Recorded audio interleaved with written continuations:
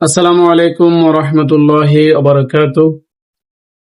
সম্মানিত দর্শক এবং শ্রোতা, আমার ফেসবুক ব্যবহারকারী বন্ধুগণ, পৃথিবীর যে প্রান্ত থেকে আমার এই ভিডিও দেখছেন, আপনাদের সকলকে আন্তরিক শুভেচ্ছা এবং মোবারকবাদ জানাই। এখন আমি আমার মাদ্রাসা অফিসে কাজ করতেছি।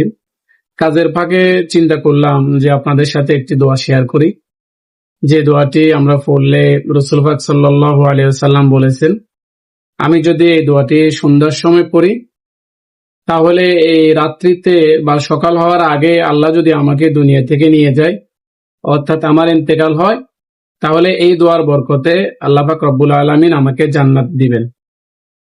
আবার যদি সকালবেলা তেলাওয়াত করার পরে দিনের কোনো অংশে যদি আমি ইন্তেকাল করি, তাহলেও আল্লাহ পাক রব্বুল আলামিন আমাকে জান্নাত দিবেন। সে দোয়াটির নাম হলো সাইয়্যিদুল ইস্তেগফার। আমি দোয়াটি এখন আপনাদের সামনে তেলাওয়াত করব এবং আপনাদেরকেও সকাল এবং সন্ধ্যায় এই দোয়াটি পড়ার জন্য অনুরোধ করব।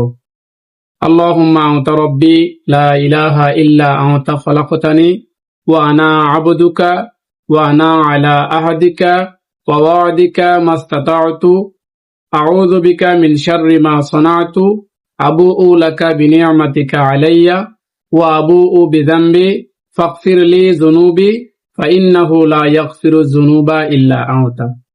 আমরা যদি এই সাইয়্যিদুল ইস্তেগফারটি প্রত্যেকদিন সন্ধ্যা এবং সকালবেলা পড়ি, তাহলে এই 24 ঘন্টার যে কোনো মুহূর্তে আল্লাহ যদি আমাদেরকে দুনিয়া থেকে নিয়ে যান, তাহলে আমরা জান্নাতের অধিকারী হব।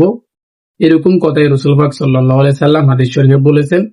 সকলকে সাইয়্যিদুল ইস্তেগফার পাঠ করার আমন্ত্রণ জানিয়ে আজকের এই ভিডিও এখানে শেষ করছি। সকলে ভালো থাকবেন, সুস্থ থাকবেন। আসসালামু আলাইকুম ওয়া রাহমাতুল্লাহি ওয়া বারাকাতুহু।